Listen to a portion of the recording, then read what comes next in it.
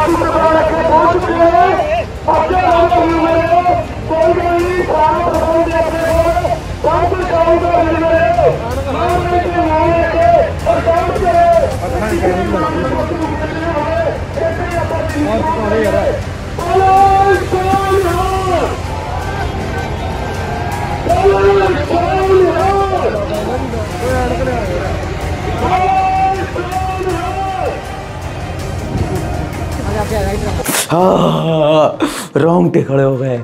धन्यवाद अदा कीजिए मोदी जी का कि आज वो हम सबको एजुकेट कर रहे हैं कि देखो ऐसे था जलियांवाला बाग।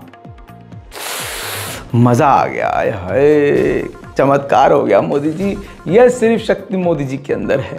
मेरे दोस्तों, इतना ही नहीं, इससे बढ़कर हरियाणा पुलिस ने सीधा गोली मारी शुभकरण नाम के एक किसान, युवा किसान, जिसकी उम्र 24 साल। सर में आकर सीधा गोली घुसी। आय हाय। और पता है, 3 बहनों के बाद ये अकेलौता चौथा भाई था। तस्वीर वो सामने आई है बॉर्डर की, जब हरियाणा पुलिस की गोली 24 साल के किसान के भेजे में जाकर घुसी और वो तुरंत एक जिंदा इंसान से लाश बनकर जमीन पर गिरा। जलियांवाला बाग 2.0।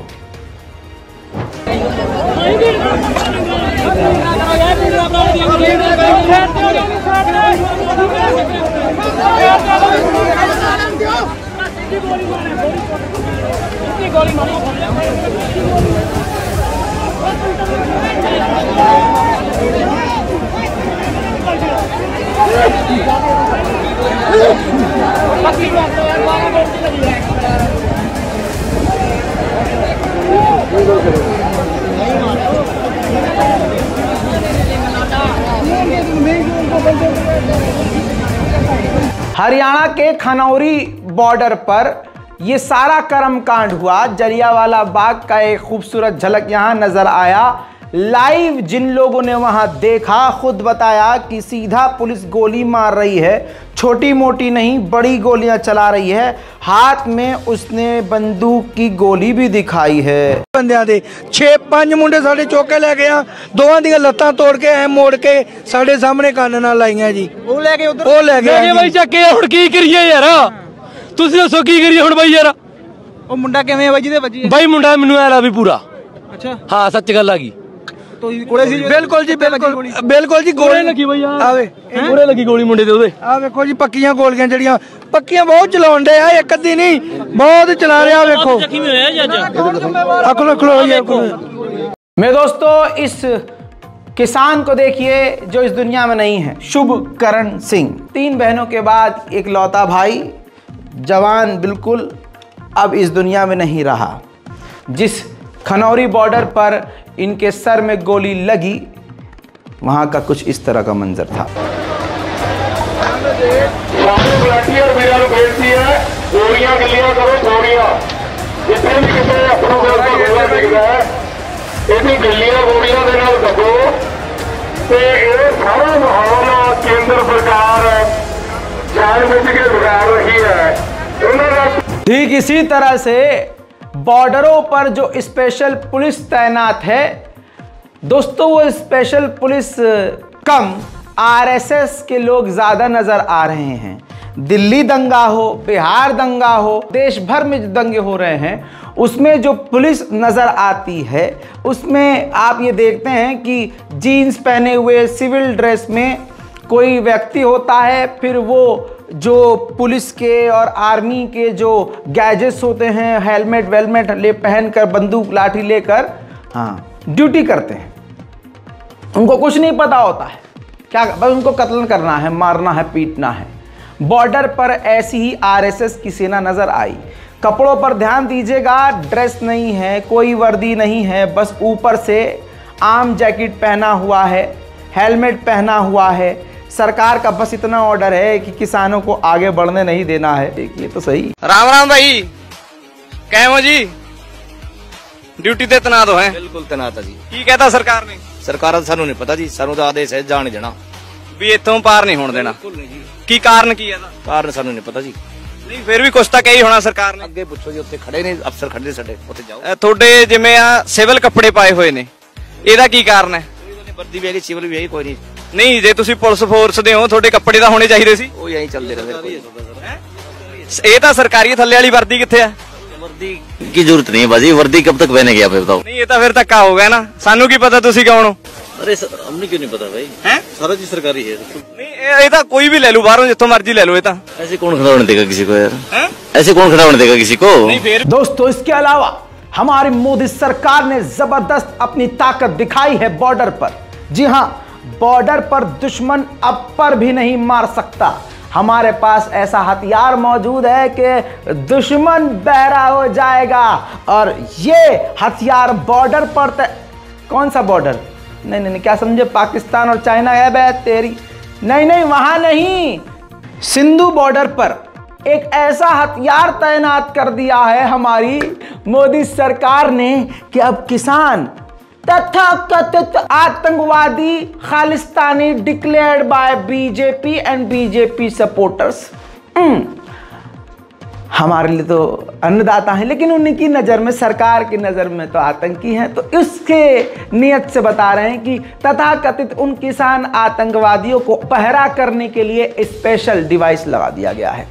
देखिए, मिलिट्री फोर्सेस सिंधु बॉर्डर पर तैनात हैं। मोर्चेबंदी को और ज्यादा सशक्त बना रही है दिल्ली पुलिस, और यही वजह है कि एक से बढ़कर एक जो भी प्रदर्शनकारियों को रोकने की अत्याधुनिक मशीनें हैं उनकी भी तैनाती हो रही है। ये देखिए LRAD एक तरीके की ये मशीन है जो कि बहुत उच्च क्षमता की आवाज़ निकालती है, और अगर ये आवाज़ निकालती है और इसके सामने आप बहुत देर तक रहते हैं तो इससे सुनने की जो क्षमता है वो भी इंसान की जा सकती है। इसको कहते हैं LRAD।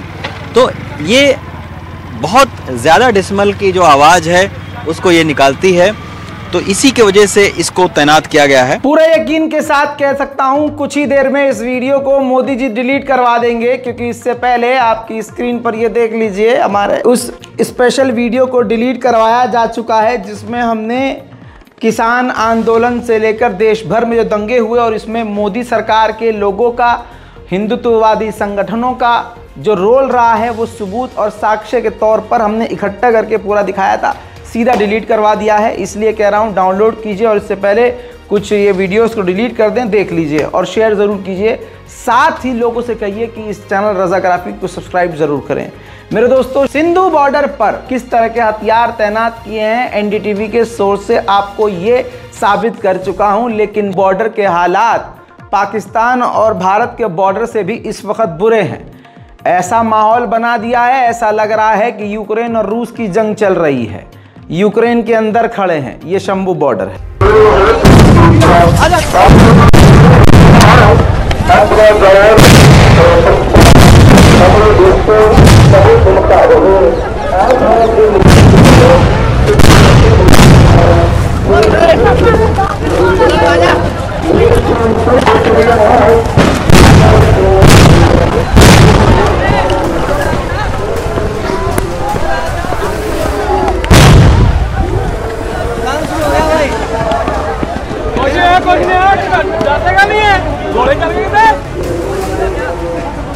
अब मुझे पूरा यकीन है कि अब इतिहास अगर पढ़ेंगे और आप जलियांवाला बाग बच्चे पढ़ेंगे तो वो जलियांवाला बाग से इतना नहीं थर्राएंगे जितना अब इस जलियांवाला बाग 2.0 देखकर थर्राएंगे। और अब वो जलियांवाला बाग क्या सीन था, क्या हुआ होगा, अब बच्चों को अच्छे से समझ में आएगा। मेरे दोस्तों, इसके अलावा बता दूं कि सरकार ने, मोदी सरकार ने, हमारी करिश्माई सरकार ने 177 अकाउंट को, जो ट्विटर X अकाउंट हैं, उनको सस्पेंड किया है। ये तो मैं आंकड़े बता रहा हूं, वरना पता नहीं कितने ऐसे लोग हैं जो कि किसान आंदोलन पर लिख रहे हैं या रीट्वीट कर रहे हैं। उनके अकाउंट को खुद मोदी सरकार सस्पेंड करवा रही है, डिलीट करवा रही है, पेज डिलीट करवा रही है, अकाउंट डिलीट करवा रही है, इंस्टाग्राम डिलीट करवा रही है और यूट्यूब की वीडियोस भी डिलीट करवा रही है। हालत बहुत गंभीर और खतरनाक और बहुत ही हिला देने वाले दिमाग को है। हर तरफ से मुसलमानों को दबाया जा रहा है, इस्लामोफोबिया चरम सीमा पर है। सरकारी ये एक प्रोजेक्ट चल रहा है जिसमें मुसलमानों को भारत से मिटा, दबा और दफना देना है। दैनिक भास्कर की ही रिपोर्ट के अनुसार आप समझ सकते हैं कि भारत के मुसलमानों का हाल कितना खराब है।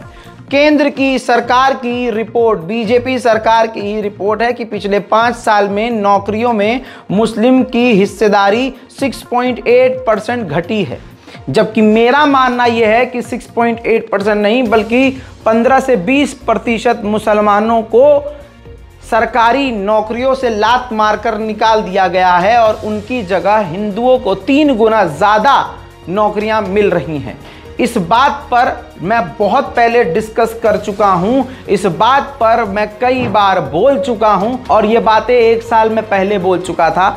मेरे व्यूवर्स इस बात के गवाह होंगे। मेरे दोस्तों, आप जानते हैं कि भारत में माहौल खराब करने के लिए लगातार सरकार के जो चाटुकार हैं, सरकार के छोड़े हुए परमाणु बम है जहरीले, वो पूरे क्षेत्र में नफरत फैला रहे हैं।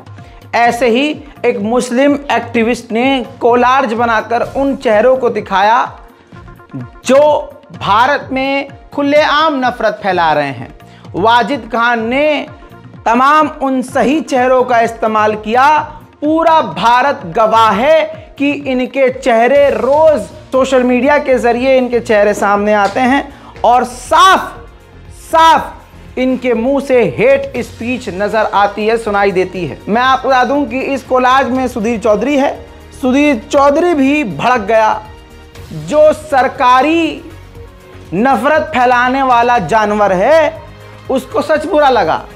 तुरंत उसने लिखा कि बेहद आपत्तिजनक पोस्ट है, इस अकाउंट को ब्लॉक करने के लिए, डिलीट करने के लिए रिपोर्ट करना चाहिए। आप समझ रहे हैं, सुधीर चौधरी जो सरकारी नफरत फैलाने वाला एक जानवर है, ये जहां खड़ा होता है पूरे माहौल को गंदा कर देता है। उसको भी एक सच कड़वा लग गया। सवाल यह है कि मुसलमानों को आतंकी बताओ तुम, सिखों को खालिस्तानी बताओ तुम, घूस लेते हुए कैमरे में पकड़े जाओ तुम, लोगों के बीच नफरत फैलाओ तुम, और अकाउंट ब्लॉक हो उनका जो तुम्हारी औकात बता दे। वाह भाई वाह। खुदा की कसम, मुसलमानों को फख्र करना चाहिए कि वो बेहतरीन इस्लाम के मानने और चाहने वाले हैं, जहां दोगला मिजाज है ही नहीं। और लानत है उन लोगों पर, उनकी जिंदगी लानत है। अरे जिनका किरदार, जिनकी बात दोगली है। कैसे? सोचिए, जब बकरा ईद आता है, ईद उल अज़हा आता है, उससे पहले हिंदू समुदाय के पेट में तकलीफ होने लगती है। बहुत सारे लोग सामने आकर कहते हैं जीव हत्या पाप है, जीव हत्या। लेकिन वाह रे बीजेपी के दोगले पॉलिसी के, डबल फेस के, गंदे मिजाज के, गंदी सोच के नेताओं को आप भेजिए सलाम। ये देखिए क्या हालत हो गई है इनकी, क्या ही इज्जत होगी इनकी।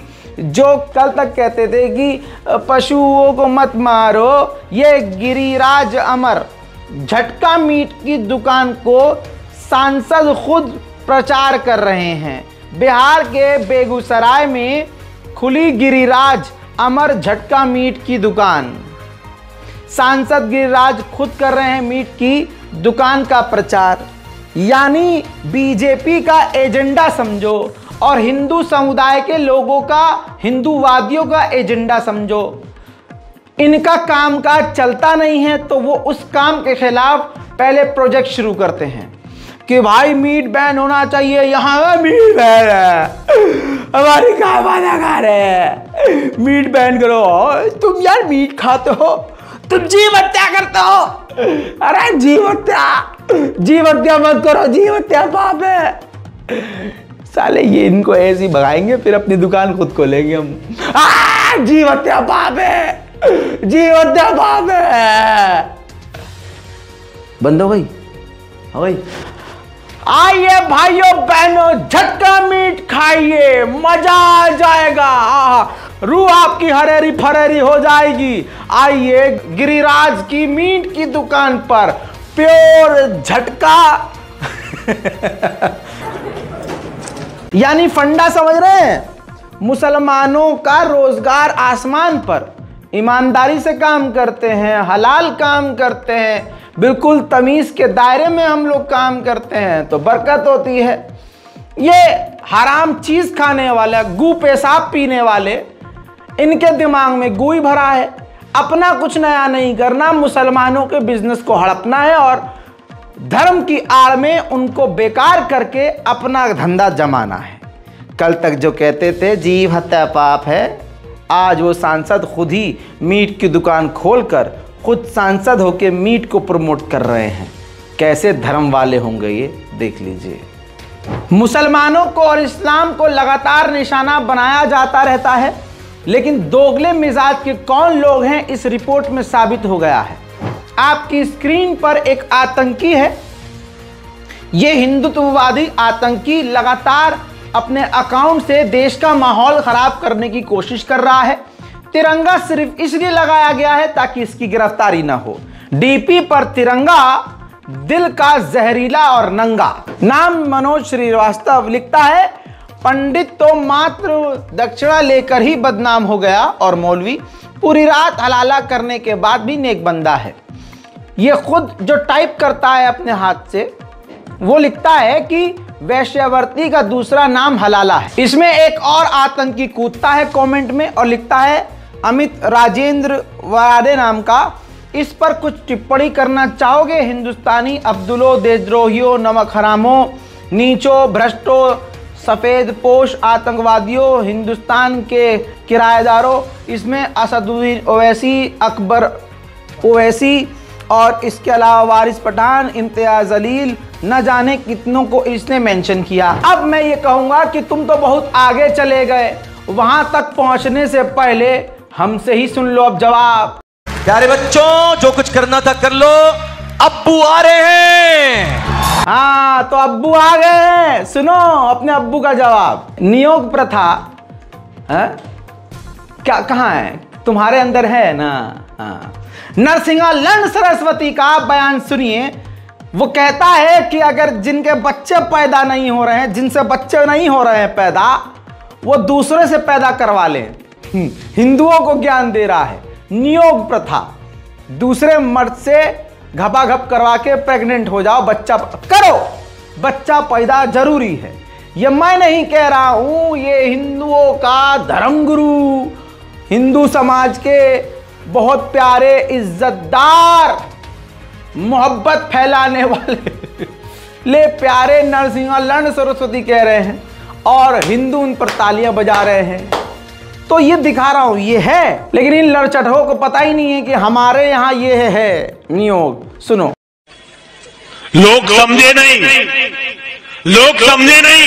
महर्षि दयानंद सरस्वती तो ये तक बता कर गए हैं कि अगर कोई पुरुष बच्चा पैदा करने के योग्य ना हो तो नियोग की क्रिया से उसके घर में बच्चे होने चाहिए। और ये वैज्ञानिक अवधारणा है। लेकिन ये मूर्ख हिंदू, ये पाखंडी लोग, ये झूठे लोग न धर्म को समझे, न महर्षि को समझे, न जरूरत को समझे, न। इसके अलावा हिंदू समाज में एक और प्रथा है, देवदासी प्रथा। केरल से, बेंगलुरु से लेकर देश भर में कई जगह गांव देहात में आज भी ये प्रथा है। अभी से नहीं, ये पुरानी इनकी किताबों में, ग्रंथों में भी इस प्रथा का जिक्र है, जिसमें लड़कियों की, महिलाओं, देवी देवता की से शादी करवा दी जाती है और उसके बाद ऊंची जाति के लोग, आप समझ सकते हैं, आके उसके साथ, उस लड़की के साथ जो है संबंध बनाते हैं, सेक्स करते हैं। जब तक करते हैं जब तक वो प्रेग्नेंट नहीं हो जाती। जब प्रेग्नेंट हो जाती है तो उसे छोड़ देते हैं। फिर जो बच्चा नाजायज पैदा होता है तो उसको भी उसी काम में डाला जाता है। लड़का हुआ तो इज्जत तो कुछ है नहीं, लड़की हुई तो उसके साथ भी वही होता है। अब आपको ये झटका लग रहा होगा तो ये आपकी स्क्रीन पर ये पूरी वीडियो है, इन्वेस्टिगेटिव रिपोर्ट है दैनिक भास्कर की, जिसके अंदर ये तस्वीर पूरी जानकारी दे रही है। एक पत्रकार, महिला पत्रकार उन जगहों पर पहुंची है जहां पर आज भी ये प्रथा चल रही है।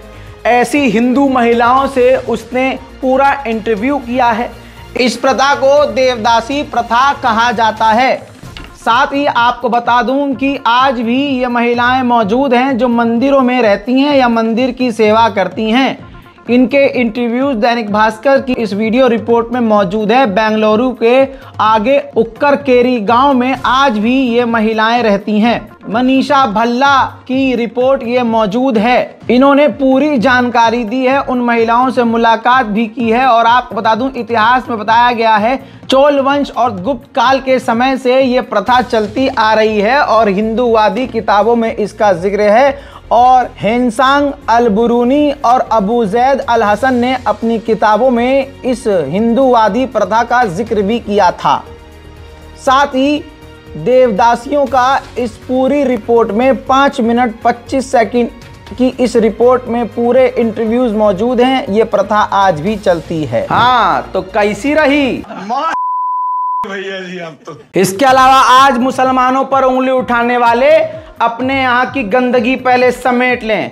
उत्तर प्रदेश का एक वीडियो सामने आया है। एक प्रोग्राम में माइक में एक ऊंची जात का हिंदू चीख रहा है, सुनिए सुनिए सुनिए, तमाम दलित ध्यान से सुन लें, लाइन बीच में खींची गई है ताकि आप ऊंची जाति वालों के साथ खाना ना खाएं। आपकी रोटी और आपका खाना भी अलग तरीके से बनाया गया है। सुनिए सुनिए सुनिए। मुसलमानों पर सवाल उठाते हैं, अपने गरीबान के गंद को देखो। आगे थोड़ी सी बनी है वो मेहमान खौश पौड़े का छोड़ दिया भाई। खौश जो मेहमान है डाके लो हार बार हो तो आगे तो बजूदानी फ्रंट वालों टेंट है इन्हें बैठिया भाई।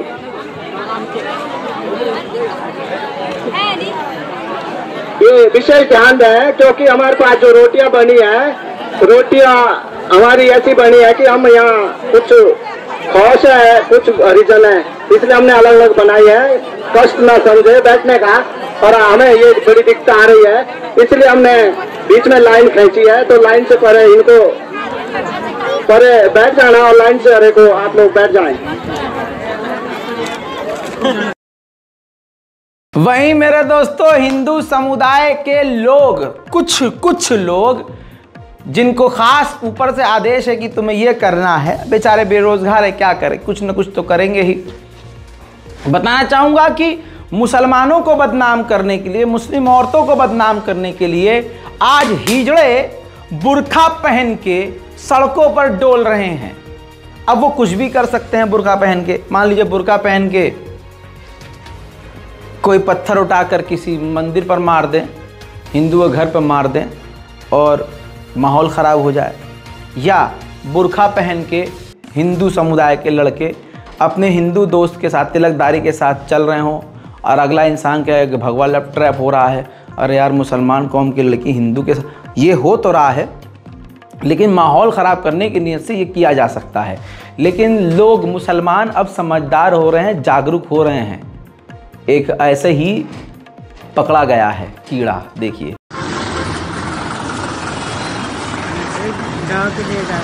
बुर्का उतार, बुर्का उतार, उतार बुर्का। ये क्या है? हाँ बैग ले। पहन के तो ऐसा चल रहा है, हाथ मत लगे। हाँ इसका वीडियो बना बैग में ये चेक कर, इसका लेके चल मैदान। मेरे दोस्तों मैं क्या ही बताऊं, वीडियो काफ़ी लंबा हैं? तेरी जान कसम है लंबा। मुसलमानों को कह रहे हैं, अबे भैया पहले तुम अपना देखो। बात मुसलमानों की आ रही है तो देखिए, अपने कौम के लिए तो मैं बोलता ही हूँ, गंदगी हमारे कौम में भी बहुत ज़्यादा है, बहुत ज़्यादा है। देखिए कितना भी अच्छा महल हो, झाड़ू लगती है क्योंकि गंदगी धूल मिट्टी होती है। ऐसी गंदगी हमारे कौम में भी है। जैसे आज कॉलेज यूनिवर्सिटी के अंदर देखिए, नाच गाना अय्याशी हो रहा है। अगर लड़की कोई बुर्खा पहन के जा भी रही है कॉलेज में तो उसके अंदर की तड़प, बेचैनी और शैतान काबू में नहीं है। नाच निकल ही रहा है, अय्याशी बाहर टपक ही रही है। अस्तगफिरुल्लाह। मेरे दोस्तों, एक होता है इंसान गुनहगार है, ठीक है, आप सब गुनहगार हैं, मैं भी गुनहगार हूँ। हमारे खुद के पर्सनल लाइफ है, हम अपनी पर्सनल लाइफ में कुछ भी कर रहे हैं, हम घूम रहे हैं, अय्याशी कर रहे हैं, क्लब जा रहे हैं, कैफ़े चले गए, कोई बंदा क्लब चला गया, वो पर्सनल है, वो पर्दा डाल रहा है, अपने गुनाह को छुपा रहा है। खुल्लम खुल्ला इंसान अगर करने से डर रहा है कुछ तो वो शर्म कर रहा है अपने परिवार की इज़्ज़त की, अपने इज़्ज़त की, कुछ भी। अल्लाह ऐसे लोगों को हिदायत दे, हम सबको हिदायत दे। लेकिन ये चीज़ कितनी अब गंद हो चुकी है कि बुर्का पहनकर खुल्लम खुल्ला अय्याशी हो रही है, नाच गाना हो रहा है, हिंदुओं के साथ हमारी लड़कियां जा रही हैं, ये सब खुल्ला खुल्ला हो रहा है। और क्या हमारे परिवार वालों को या उस मुस्लिम परिवार के बाप और भाई को ये नहीं पता कि हमारी बिटिया, एक जो नया ट्रेंड चल रहा है, मैं आगाह कर रहा हूँ, और बड़े सीधे साधे लड़के भी इस ट्रैप में फंस जा रहे हैं। एक होता है वेश्यावर्ती, एक होता है वेश्यावर्ती। आप जानते हैं वेश्यावर्ती क्या होता है? उसमें लड़कियां अब ना जा करके अब क्या कर रही हैं, एक मुर्गा फंसा लिया, एक मुर्गा पैसे वाला फंसा लिया। अब वो मुर्गा पैसे वाला पहले जांच लिया, परख लिया, एक दो बार मिल लिया, देख लिया, अच्छा यार ये अच्छा पैसा खर्च करता है, वह यार ये तो बहुत ही मोटा पैसा खर्च करता है। 4 जगह जाने से अच्छा, किसी के साथ 4000, किसी के साथ 5000, किसी के साथ 6000 में जाने से अच्छा है एक बार में एक को अपनी हुस्न के जाल में फंसाओ। आप समझ रहे हो, ये चल रहा है, और अफसोस के साथ कह रहा हूँ मुसलमानों में ये बहुत चल रहा है, ट्रेंड में है ये। और फिर क्या होता है, वो बेचारा लड़का उस चक्कर में फंसता है, उसका आराम से कटता है। ये दोस्तों जो मॉडल अपने आप को महिलाएं बताती है ना कि हम मॉडलिंग करते हैं, इनके इंस्टाग्राम अकाउंट में लिखा होता है एक्टर एंड मॉडल। फॉलोवर 4000, 3000, 2000 से ऊपर नहीं होंगे, हाँ, लेकिन नंगा होना तो इनके हाथ में है। तो इनकी प्रोफाइल जब आप खोलेंगे तो नंगी नंगी तस्वीरें इनकी मिलेंगी, जिन्हें आप हॉट एंड सेक्सी कहते हैं। फिर लड़के इनकी मोहब्बत में गिरते हैं। अब लड़कों को फ़र्क नहीं पड़ता कि उसने किसी वीडियो में काम किया है या नहीं किया है। हाँ, ऐसी लड़कियां वीडियो में भी काम, म्यूज़िक वीडियो में भी काम करती हैं, जो खचरा म्यूज़िक होती हैं, जो लोकल म्यूज़िक होते हैं, उनके साथ ये काम करती हैं, और उसके लिए कोई रकम नहीं मिलती है, क्योंकि वो तो कहते हैं कि हमने तो तुमको लिया है अपने गाने में, तुम्हें तो उल्टा पैसा देना चाहिए। लेकिन ये वीडियो करके उसका प्रोफाइल बनाकर ये दिखाती हैं कि देखो हम तो मॉडल हैं और बड़े बड़े हमने प्रोजेक्ट किए हैं और आने वाले बहुत तगड़े प्रोजेक्ट हैं। अब बेचारे सीधे साधे समाज के लोग सोचते हैं यार लड़की तो मॉडल है, ये हमारी ज़िंदगी में आया तो फिर बात ही क्या। अब जहाँ वो क्लबिंग कर रही थी और क्लब में इवेंट कर रही थी, वहाँ ये होगा कि वो अब तक तो 4000, 5000, 6000 में दसियों के साथ जा रही थी। अब वो देखेगी अच्छा एक मुर्गा मिल गया, अब मैं इसके साथ ही, एक के साथ ही, अब भाई ये भी ले, आसमान ले, चांद ले, तारे ले, सब चीज़ें उससे, सारी चीज़ें उससे पूरा हो रही हैं, जा रही हैं इसके साथ, तो एक ही बार में मोटी रकम के यार। और ख़ास करके जो घर से महिलाएं इवेंट के नाम पर जाती हैं, 2 दिन के लिए गायब, 3 दिन के लिए गायब, 1 दिन के लिए गायब, वो वापस आ रही हैं, अब्बा के हाथ में 10,000, 20,000, 30,000 रुपये दे रही हैं। तो क्या बाप को पता नहीं है कि ये कौन सा काम है इस बेरोज़गार भरे भारत में, जो मेरी बिटिया 12वीं तक पास नहीं कर पाई है, हाँ सिर्फ शक्ल सूरत की अच्छी है, तो ये 20,000 रुपये एक ही रात में कहाँ से ले आई, ये 30,000 रुपये 3 दिन में कहाँ से ले आई। और अगर वो कह रही है कि मैं मॉडलिंग कर रही थी, दिखा भाई फोटो दिखा, कुछ नहीं है। तो बाप को पता है, भाई को पता है, लेकिन बहन की ऐसी कमाई खा रहे हैं, बिटिया की ऐसी कमाई खा रहे हैं, तो मुंह से कुछ निकलेगा थोड़ी ना, समझा थोड़ी ना पाएंगे। फिर वो दूसरों को चुप कर देंगे, अरे हमारे कंट्रोल में नहीं है हमारे, और वो खुद लड़की चढ़ के रहेगी फिर कि तुमने तो खाई है हमारी कमाई ऐसी, मैं देती नहीं हूं क्या पैसे। ये चीज़ चल रही है, इस चीज़ से बचना है। बुर्का पहन के घर से निकलेंगी, स्टेशन मेट्रो तक जाते जाते या घर के बाहर जो रोड पर गाड़ी इंतज़ार कर रही है, वहाँ जाके बुर्का उतर गया, अंदर नंगी है। गैर मुस्लिम इतनी नंगी नहीं रहेगी जितनी नंगी हमारी आज की मुसलमान लड़की रहेगी। ये जो चीज़ मैंने आपको बताई है ना, इवेंट वाली लड़कियाँ, इवेंट में जॉब करने वाली, क्लबिंग वाली, क्लब में जॉब करने वाली, किसी कैफ़े में जाकर मतलब टेबल का बिल बनाने वाली, ऐसे माहौल से दूर रहो, ऐसी लड़के लड़कियों से दूर रहो। बहुत गंदा ट्रेंड है। आगे की बात बताऊं, ऐसी लड़कियों को दिख जाता है कि मैंने इससे 10-5 लाख रुपए उतार लिए हैं, तो फिर ये तुमसे पीछा छुड़ाएंगी, और पीछा छुड़ाएंगी और तुम नहीं छोड़ोगे क्योंकि तुम दिल के चक्कर में फंसे हो, तो ये उल्टा तुम्हें धमकी देंगी कि साले 76 लगवा दूंगी, बस।